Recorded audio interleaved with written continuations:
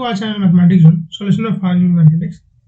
So today in this video we are going to solve question number 3 and 4 of exercise 18.1 जो कि application of partial differential equation में आता है।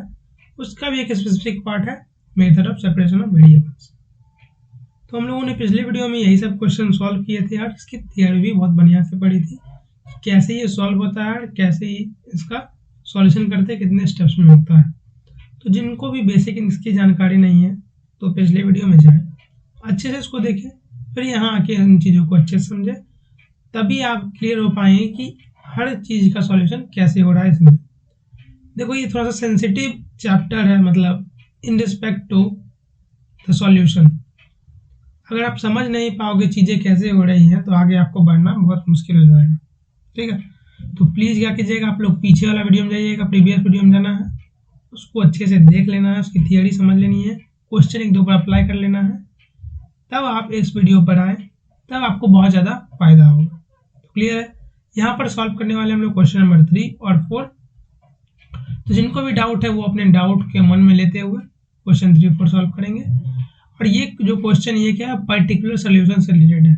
पिछले दो जो क्वेश्चन हमने किए थे वो जनरल क्वेश्चन से रिलेटेड थे। ये जो दोनों क्वेश्चन है ये क्या है, पर्टिकुलर सोल्यूशन हमें देंगे, मतलब सी की जो वैल्यू होगी वो कुछ डेफिनिट होगी या फाइनाइट। क्लियर है, तो चलो सॉल्व करने से पहले एक बार रिवाइज कर लेते हैं कि क्या क्या कंसेप्ट थे सॉल्व करने के लिए हमारे पास। कंसेप्ट से पहले आपको पार्शियल डेरिवेटिव की नॉलेज होनी चाहिए। पिछले वीडियो में हम लोग ने इसके बारे में बात किया था। पिछले वीडियो में हम लोग ने इसके बारे में बात किया था कि पार्शियल डेरिवेटिव की भी कंसेप्ट आपको अच्छे होने चाहिए, बस यही बात है।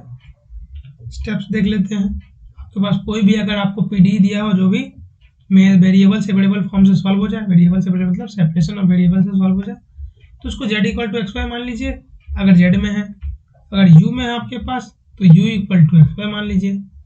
मतलब जिस टाइप में ही फंक्शन है, जैसे z इक्वल टू अगर एफ ऑफ एक्स वाई है आपके पास तो एक्स वाई मानना है। ठीक, z इक्वल टू क्या दिया हुआ है आपके पास, ए बी दिया हुआ है, एफ ऑफ ए बी दिया हुआ है, तो u equal z equal to क्या मानना है, ए बी मान लेना। It depends on your choice and function. जो भी आपका डिपेंडेंट और इंडिपेंडेंट वेरिएबल है उस पर डिपेंड करता है कि आप क्या मानोगे। बस यही चीज़ है। u है, अगर u equal to f x y है क्या मानना है, कैपिटल वाई एक्स और कैपिटल वाई मानना है u। बाकी जो प्रोसीजर हम लोग फॉलो करते हैं वही प्रोसीजर फॉलो करेंगे। तो उन प्रोसीजर को अच्छे समझने के लिए पिछला वीडियो को एक बार देख लीजिएगा, ये मेरी आपसे रिक्वेस्ट है। ठीक है, तो प्लीज़ वो सब देख लेना है। इसमें 5 स्टेप थे, तो 5 स्टेप का वहाँ क्लैरिटी अच्छे से दिया गया कैसे करना है, और जेड से रिलेटेड क्वेश्चन भी था तो वहाँ आपको अच्छे से समझ में आ जाएगा। यही 5 स्टेप फॉलो करके हम लगभग method of separation of variable का हर क्वेश्चन बनाएंगे। पर्टिकुलर सॉल्यूशन के लिए हम लोग उसके जो गिवन कंडीशन है यूज करके सी की वैल्यू निकालेंगे और हमें आंसर लिख देंगे। क्लियर है, बढ़ते हैं क्वेश्चन नंबर 3 की ओर। तो क्वेश्चन नंबर 3 दिया हुआ है हमारे पास del u by del x. ठीक है, लेजर पॉइंटर थोड़ा सा ले लेते हैं ताकि आपको देखने में परेशानी ना हो।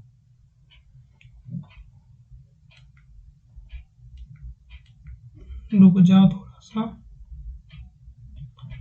तो यहाँ पर हमारे पास दिया हुआ del u by del x equal to 4 del u by del Y.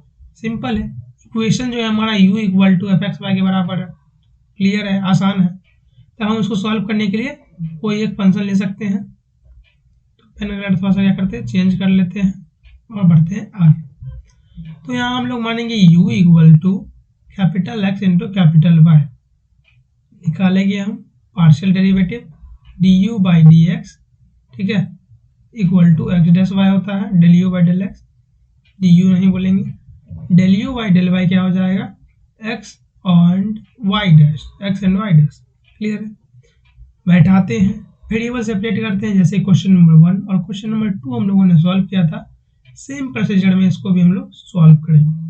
Clear है, तो बिना देरी करते हुए सॉल्यूशन की ओर बढ़ते हैं ताकि आपका भी टाइम वेस्ट ना हो और मेरा भी टाइम अच्छे से यूटिलाइज हो जाए समझाने में, लिखने में। तो यहाँ मैंने पहले से ही सॉल्यूशन किया हुआ है। तो ये देखो, ये वाला पार्ट ये रहा, let u equal to x y, del u by del x को ये हो गया और del u by del y इसके बराबर हो गया। तो x dash y equal to 4 x y dash हम लोग इक्वेशन जो ये दिया हुआ हमारे पास पार्शियल डिफरेंशियल इक्वेशन, उसमें हम पुट करते हैं जो हमने एज्यूम किया था उसको, तो बनता है ये वाला पार्ट। इसको मान लेते हैं इक्वेशन 1। अब हम क्या करेंगे, एक्स डैश को एक्स की तरफ डालेंगे, वाई डैश को वाई की तरफ डालेंगे, ताकि हमारा जो वेरिएबल हो जाए वो क्या हो जाए, x dash by x equal to 4 y dash by y, जिसको हम क्या कोई एक कांस्टेंट के तरह एज्यूम कर पाए। तो जिन बंधुओं को दिक्कत आ रही होगी समझने में, कृपया करके पिछला वीडियो देख ले, वहाँ बेसिक से समझाया गया कि क्या कैसे बन रहा। क्लियर है बात? बढ़ते हैं हम क्वेश्चन के आगे, सेपरेशन ऑफ वेरिएबल। अब वेरिएबल को सेपरेट करना है और इसका आंसर निकालना है। तो देखो x dash by x equal to 4 y dash by y equal to a. अब मैंने एक बात पिछले वीडियो में कहा था, आप A B C D E F G H कुछ भी मान सकते हो, लेकिन रेस्ट्रिक्शन क्या है, P Q R S T has assigned some functions. ठीक है, पार्शियल डेरिवेटिव फंक्शन असाइन किया हुआ है इन लोगों को, del u by del x जो भी आपका फंक्शन है सब असाइन किया हुआ है, इसलिए इन सभी का यूज कृपया करके ना करें। और एक्स वाई जेड तो नहीं करना है क्योंकि एक्स वाई जेड का यूज यहाँ पर है। तो आप ए से लेके पी के पहले तक वो तक कर सकते हो आसानी से यूज, कोई भी ले सकते हो और लिख सकते हो। जैसा कि मैंने यहाँ ए को लिखा है एज्यूमिंग, जनरली आप ए ले लो, पी ले लो, बी मत लेना, सॉरी पी मत लेना, पी बी में बार बार बोल देता हूँ, ए ले लो, बी ले लो, सी ले लो, के ले लो, चलेगा इसे। क्लियर है? अब ये पार्ट और ये पार्ट को हम सेपरेटली सॉल्व करेंगे, और ये पार्ट और ये पार्ट को सेपरेटली, जो कि आपको यहाँ दिख रहा है, ये वाला पार्ट और ये वाला part. As we know that x dash जो होता है वो क्या होता है, डेल ऑफ एक्स बाय छोटा भाई का एक्स। ठीक है, छोटा डेल एक्स। क्लियर है? तो वही चीज हम रिपीट करेंगे, लिखेंगे और सबको अलग अलग करके लिखेंगे, ताकि हमारे गलत होने के चांसेस क्या हो, गलत होने के चांसेस क्या हो जाए, 0 हो जाए, 0। ठीक है, अलग अलग लिखने का मेन मोटो हमारा क्या होगा कि जो एग्जामिनर जो कॉपी चेक करेंगे उन्हें भी सही से दिखे, और हमारा जो आंसर है वो भी बहुत अच्छे से समझ में आए। ठीक है, हमें भी समझ में आए।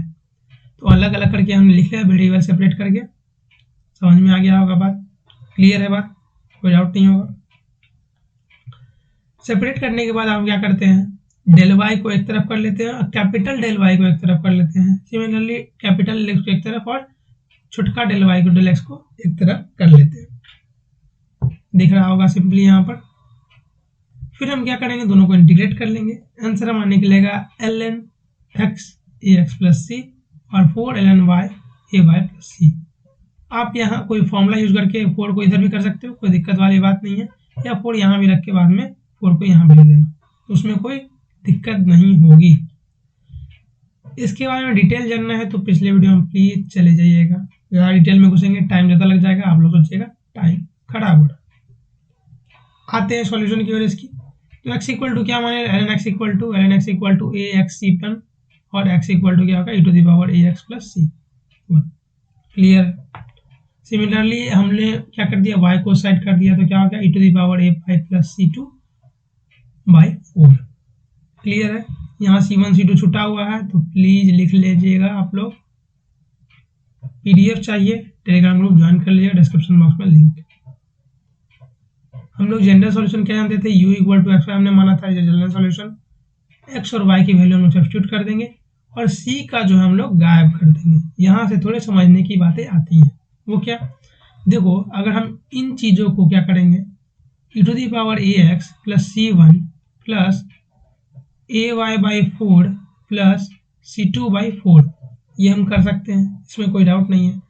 ये बात हम ये भी जानते हैं कि e to the power a into e to the power b equal to क्या होता है, e to the power a plus b। That is absolutely true, कोई दिक्कत वाली बात नहीं है इसमें। तो वही काम हम लोग क्या करेंगे, e to the power a x plus 4y, 4 नहीं है a है, a y बाई 4, और क्या कर देंगे into e to the power c1 plus c2 by 4। As we know that this thing is a constant, so it can't be changed. कोई constant के बराबर ही होगा ना वैल्यू। एक्चुअली हम लोग इस कांस्टेंट की वैल्यू नहीं जानते हैं, तब नहीं जानते थे, इसलिए क्या है सी मान लेते हैं, एक आर्बिट्ररी कांस्टेंट। तो वही चीज हमने क्या किया, यहाँ पर सी के फॉर्म में लिख दिया, और यहाँ जो 4 था 4 का भी क्या कर दिया हमने एलसीएम लेके बाहर करके सी के फॉर्म में एब्सोल्यूट लिख दिया। तो वैल्यू हमारे पास क्या हो गई, ये वाले part u equal to c, ठीक है, u equal to c e to the power 4ax plus ay। इन चीज़ों का टेंशन ना लेगी आप 4 कहाँ चला गया, प्लस कहाँ चला गया, आप सिर्फ वेरिएबल में जो 4 है 5 है या एडिशन है उस पर ध्यान दें। कांस्टेंट पर ध्यान कम दें, क्योंकि कांस्टेंट की वैल्यू एक कोई पर्टिकुलर वैल्यू ही होगी, टोटल की एक ही वैल्यू होगी। अगर हम सबको सेपरेटली लिखेंगे तो बहुत ज़्यादा लंबा हो जाएगा और सॉल्व करने में दिक्कतें आएंगी। इसीलिए हमने इन चीज़ों को सॉर्ट आउट करके सिंपल वर्ड्स में लिखा है। तो इसको इरेज कर देते हैं सबको। हाँ, एक दो जगह जो C1 C2 छूटा था तो आप लोग ठीक कर लीजिएगा। ठीक है, यहाँ पर जैसे C1 C2 छूटा हुआ है तो इन चीज़ों को आपको क्लियर खुद से कर लेना। PDF मिल जाएगा टेलीग्राम ग्रुप में। अब आता है मेन मुद्दा, क्योंकि यहाँ तक तो हम लोग पिछले वीडियो में सीखे थे। मेन मुद्दा यहाँ पर ये है कि u0 y equal to 8 e to the power -3। हम इनिशियल वैल्यू कंडीशन को यूज करके हमारे पास c की वैल्यू निकालनी है और a की वैल्यू निकालनी है, जो हमने एज्यूम किया था। जनरली हम लोग जो ODE में करते थे, जैसा कि आप लोग देखे होंगे कि ODE में, ऑर्डिनरी डिफरेंशियल इक्वेशन में, dy/dx इक्वल टू 1 मान लेते हैं तो y इक्वल टू क्या होगा, x प्लस सी। तो अगर हमारे पास एक कंडीशन रहता था कि y0 इक्वल टू अगर 1 है तो c की वैल्यू निकाल के हम लोग पर्टिकुलर सॉल्यूशन डालते थे। सिमिलर कंडीशन यहाँ भी है, लेकिन यहाँ पर एक कंडीशन क्या है, यहाँ पर मतलब एक तरीका क्या है कि यहाँ पर एक मल्टी वेरिएबल है, यहाँ सिंगल वेरिएबल नहीं है, इसलिए क्या थोड़ा सा डिफरेंट लग रहा होगा जिन्होंने इन चीज़ों को पहली बार देखा होगा। और जो आदी हैं इन चीज़ों के तो उनको कोई दिक्कत ही नहीं। ठीक, तो यहाँ पर हमारे पास कंडीशन क्या है, यहाँ पर हमारे पास जो u है वो फंक्शन ऑफ किसका है, x और y का है। तो यहाँ अगर x की वैल्यू 0 होती है और y की वैल्यू y होती है तो u की जो वैल्यू है हमारे पास क्या होती है, ये वाली, जैसा कि आप लोग को यहाँ दिख रहा होगा। यही काम हमको पुट कर देना इक्वेशन में और आंसर निकालने की ट्राई करते हैं। a to the power -3y c into to the power 4 a into 0 plus ay, तो बचता है c e to the power ay। अब हम करते हैं क्या, कोएफिशिएंट को कंपेयर। ये वाला पार्ट यहाँ तक समझ में आ गया होगा। इसकी बात करेंगे कंपेयरिंग द कोएफिशिएंट्स। तो देखो यहाँ पर e टू द पावर ये और ये एक चीज है और ये कांस्टेंट और ये कांस्टेंट एक चीज, तो इसीलिए हम लोग क्या लिख सकते हैं, c इक्वल टू 8। अरे रुक जा यार, कहाँ चला जाता है, देखो इसीलिए हम लोग क्या लिख सकते हैं, c equal to 8 and -3y equal to ay, तो a इक्वल टू -3। तो a की वैल्यू हो गई हमारे पास -3, c की वैल्यू हो गई हमारे पास 8। क्लियर है बातें। तो हम इसमें आंसर अब क्या लिख सकते हैं, a और c की वैल्यू बैठा देंगे और ये हमारा हो जाएगा particular solution 8 e to the power -12x -3y। Book से भी आंसर आप लोग मैच कर लेना। तो ये हो गया हमारे पास क्या, पर्टिकुलर सॉल्यूशन। ठीक से बन जाओ, पर्टिकुलर सॉल्यूशन। ठीक है, क्लियर होगा बात इतना दूर तक। ये रहा क्वेश्चन नंबर 3 सॉल्व हुआ। क्लियर है। आगे हम लोग क्वेश्चन नंबर 4 सॉल्व करेंगे, सेम कंसेप्ट यूज करेंगे, लेकिन जो इनिशियल वैल्यू कंडीशन है उसमें थोड़ा सा इंटरेस्टिंग है। तो वीडियो के साथ बने रहें एंड तक, ताकि उस इंटरेस्टिंग पार्ट को आप लोग भी समझ सके और सॉल्व कर सके आपके एग्जामिनेशन प्रॉब्लम में आए। चलिए बढ़ते क्वेश्चन नंबर 4 की ओर। सिंपल है, वही काम करते जाना है। आप लोग खुद ट्राई कीजिएगा, नहीं समझ में आएगा आप लोग PDF देख लीजिएगा। एक स्टेप यहाँ पर समझाने वाली ये है, यहाँ पर हमारे पास एक्स्ट्रा टर्म क्या है, u एक्स्ट्रा टर्म है। तो हमने क्या किया है, सबको सब्स्टिट्यूट कर दिया इक्वेशन 1 को और उसको xy से डिवाइड कर दिया। तो xy से डिवाइड करने के बाद हमारे पास क्या है, यहाँ पर 1 बचेगा, यहाँ पर बचेगा x dash by x, y dash by y। करेंगे क्या, 3 को आप हो सकता है इस साइड भी कर लो, x के साइड भी कर लो या y के साइड में भी रहने दो, तो उसमें कोई दिक्कत नहीं। आप किसी के साइड भी करोगे तो आंसर क्या आएगा, वही आएगा। तो आंसर में कोई चेंजेस नहीं आएंगे। बस आपको क्या करना है, इंटीग्रेशन डिफरेंशिएशन, इंटीग्रेशन अच्छे से करना है और इनिशियल वैल्यू कंडीशन का यूज अच्छे से करना है। तो यहाँ तक मुझे नहीं लगता किन्हीं को डाउट होगा सॉल्व करने में। क्लियर है बात। बढ़ते हैं आगे। अब हम लोग क्या माने, इसको k के बराबर माने थे। सिंपली अलग अलग करके सेपरेट करके सॉल्व करते हैं। तो ये वाला पार्ट आता है और ये वाला पार्ट आता है। इसमें किसी को डाउट है तो थोड़ा देर पहले वीडियो कीजिएगा, मतलब शुरू से वीडियो कीजिएगा और देखिएगा काहे डाउट आ रहा है, क्यों डाउट आ रहा है मुझे। ठीक, समझ में आ जाएगा। ज़्यादा फास्ट भाग रहे हैं तो उसके भी कमेंट कर सकते हैं आप लोग, स्लो भाग कर समझा सकते हैं, कोई दिक्कत नहीं है। ये हमारे पास आ गया बेसिक इक्वेशन। क्योंकि ये बेसिक चीज़ें हैं तो इन पर ज़्यादा टाइम ना देके जो मेन थीम है क्वेश्चन का पर्टिकुलर सोल्यूशन के बारे में उस पर थोड़ा ध्यान देंगे, क्योंकि बेसिक हम लोगों ने कवर किया था किसमें, पिछले वीडियो में। क्लियर है पता यहाँ तक? इंटीग्रेशन करना तो बहुत ही आसान है, आंसर निकालना तो उससे भी ज़्यादा ईजी है। एक स्टेप यहाँ पर एक समझाने वाली ये है, यहाँ पर जो C1 की जो वैल्यू आपके पास है, ये ऐसे मैंने क्यों लिख दिया, डायरेक्टली देखो ऐसे लिख सकते, देखो e⁴ प्लस b दिया हुआ है, इसको क्या लिख सकते हैं, e⁴ तो वही कंसेप्ट यूज करके हमने ये वाला पार्ट लिखा है। किन्हीं को ज़्यादा डाउट हो ट्राई कीजिएगा आप लोग, एक्सपोनेंट के कुछ रूल्स बच्चे वाले कंसेप्ट हैं 7-8 वाले, तो समझ में अच्छे से आ ही जाएंगे। ठीक, क्लियर है यहाँ तक? कोई डाउट नहीं होगा मुझे यहाँ तक लग रहा है। कोई डाउट हो अपने कमेंट्स आप लोग, अपने विचार आप लोग कमेंट सेक्शन में बता सकते हैं, टेलीग्राम ग्रुप में बता सकते हैं, आपको फुल आज़ादी है। कोई भी डाउट होगा आप लोग कमेंट कीजिए, मैं बताने के लिए इच्छुक हूँ, मैं बताऊंगा जहाँ तक हो सकेगा, जहाँ तक हो सकेगा मैं हेल्प जरूर करूँगा। चलो सॉल्यूशन की ओर बढ़ते हैं और लिखते हैं इसका जनरल आंसर। तो जनरल आंसर लिखते लिखते हम लोग पहुंचे u की वैल्यू पर, जो कि हमने माना था u क्या जी, देखो u क्या माना था, x और y। यहाँ तक तो हम लोग पहुंचे थे, x और y की वैल्यू हमने सेपरेटली मिल चुकी है, तो यहाँ पर ऐसे लिख के हम लोग क्या कर ले, ऐसे लिख के e⁴ C1 e⁴ C2 को हम लोग क्या मान लेते हैं, C मान लेते हैं, कैपिटल C। किन्हीं को कोई डाउट? देखो बहुत सारी जगह बहुत कुछ मान सकते हैं, तो कोई दिक्कत नहीं है, आप C मान लो, क्योंकि मुझे C बहुत ही आसान लगता है। एक टर्म रहेगा कोई दिक्कत नहीं है, टर्म कम रहे तो झोल कम होता है, टर्म ज़्यादा रहेगा तो झोल ज़्यादा होगा। समझ रहे हैं बात? आप लोग खुद सॉल्व किए होंगे और समझ रहे होंगे क्या झोल क्या होता है। ठीक है, टर्म अगर आपके पास कम रहेगा तो आपका सॉल्यूशन हमेशा क्लियर होगा, टर्म ज़्यादा रहेगा तो सॉल्यूशन क्लियर होने के चांसेस कम होंगे। इसलिए टर्म को हमेशा रिड्यूस करने की कोशिश करें।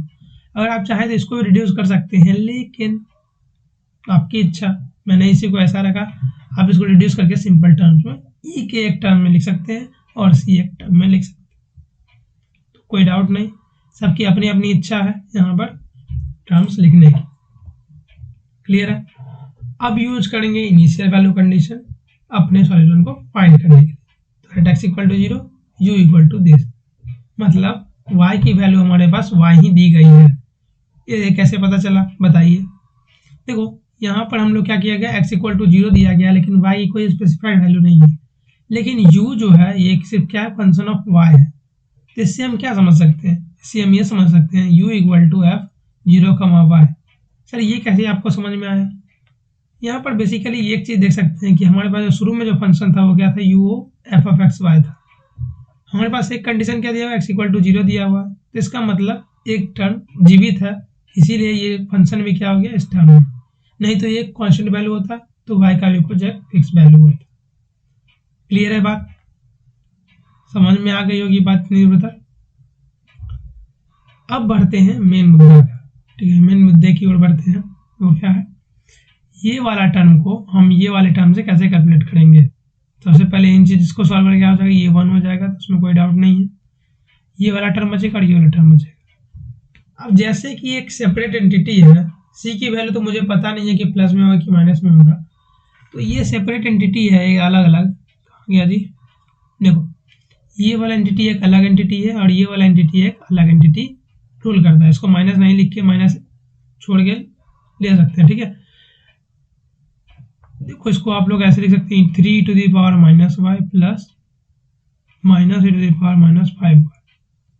ये दोनों एक सेपरेट एंटिटी है और दोनों से ही हम लोग क्या करेंगे, c और k की वैल्यू निकालेंगे और आंसर में हम लोग दोनों को इंक्लूड करेंगे। तो मतलब हमारा आंसर क्या हो जाएगा, u = u1 + u2। ठीक है, मतलब हम लोग इससे एक वैल्यू निकालेंगे y की, k की और c की, और इससे एक वैल्यू निकालेंगे और दोनों क्या कर देंगे, सम कर देंगे, हमारा आंसर हो जाएगा। क्योंकि हमारा जो गिवन फंक्शन है, गिवन कंडीशन है, वो भी क्या है, दो टर्म्स का सम है। क्लियर हो गया होगा बात? देखो कठिन वर्ड तो हैं लेकिन समझने की जरूरत है। ये अगर नहीं समझेंगे आप लोग तो जो प्रॉब्लम्स आगे आएंगी, फिजिकल प्रॉब्लम्स, उन सभी को सॉल्व करने में आपके पसीने छूट जाएंगे। क्लियर बातें हैं, पसीने अभी नहीं छुटाने हैं तो आसानी से समझे, ट्राई कीजिएगा कॉपी बनाने का, तब अच्छे से और समझ में आ जाएगा। तो एक कंडीशन को हम फॉलो करके ये समझ सकते हैं कि सी की वैल्यू आ जाती है -1, नहीं, सी की वैल्यू 3 के बराबर और के की वैल्यू 4 के बराबर। सिमिलरली दूसरे कंडीशन को अगर हम फॉलो करते हैं तो सी की वैल्यू -1 और के की वैल्यू 8 के बराबर। अब दोनों वैल्यू हमें मिल चुकी हैं तो यू पर हम सब्स्टिट्यूट करते हैं और हम अपना वैल्यू एक फिक्स्ड पॉइंट पर लाते हैं, मतलब एक पर्टिकुलर सोल्यूशन की ओर बढ़ते हैं। तो हमारे पास u की वैल्यू आती है 3e⁻x - y। अब ये मत पूछना कैसे हुआ, आप लोग खुद तेज हो, आसानी से सॉल्व कर लो एक्सपोनेंट का रूल के अनुसार। और ये क्या होगा, u = e⁻2x - 5। मैंने बोला यहाँ पर आप लोग कि u = u1 + u2 था, तो सर आपने u क्यों लिखा, लिख सकते हो, कोई दिक्कत नहीं है। यहाँ पर आप लोग u2 कर सकते हो, u1 कर सकते हो। जब कंप्लीट सॉल्यूशन की बारी आएगी तो हम लोग क्या करेंगे, u = u1 + u2। क्लियर है। तो u = xy था, तो xy तो हम लोग शुरू में सॉल्व किए थे, और यहाँ पर हमारे पास क्या निकला था, अकॉर्डिंग टू पर्टिकुलर सॉल्यूशन, मतलब जो गिवन कंडीशन के अनुसार जो पर्टिकुलर सॉल्यूशन निकला है उसके अनुसार क्या निकला है, u1 + u2। तो दोनों को ऐड करके हमारे पास ये आंसर आता है, और यही हमारा क्या है, फाइनल आंसर है। तो इस टाइप के क्वेश्चन को अगर आपको सॉल्व करना पड़ेगा तो बेसिकली सेपरेट एंटिटी में आप लोगों को निकालना पड़ेगा। मान लो यहाँ पर 3 टर्म दे दिया तो तीनों टर्म को आपको निकालना है, तीनों टर्म को आप लोग को ऐड करके लिख देना। क्लियर है, समझ में आ गई होगी बात। तो यहाँ तक अगर बातें क्लियर हैं तो क्या कर सकते हैं, आगे हम लोग नेक्स्ट वीडियो मिलेंगे 5 और 6 के साथ, और आगे जो क्वेश्चन है उनको भी सॉल्व करने की कोशिश करेंगे। तो धन्यवाद आप लोग का जो इस वीडियो को देखें यहाँ तक, पेशेंस बहुत है आप लोगों में, आप लोग बहुत ही अच्छा करेंगे आगे। वीडियो अच्छा लगा हो तो लाइक जरूर कीजिएगा। एक बात बोल के थक गए हैं, अब बोलने की इच्छा नहीं है मुझे, ठीक है, देख के समझ ही गए होंगे। और अब मिलते हैं हम लोग नेक्स्ट वीडियो में, तब तक आप लोग पढ़ते रहिए, आगे बढ़ते रहिए। धन्यवाद।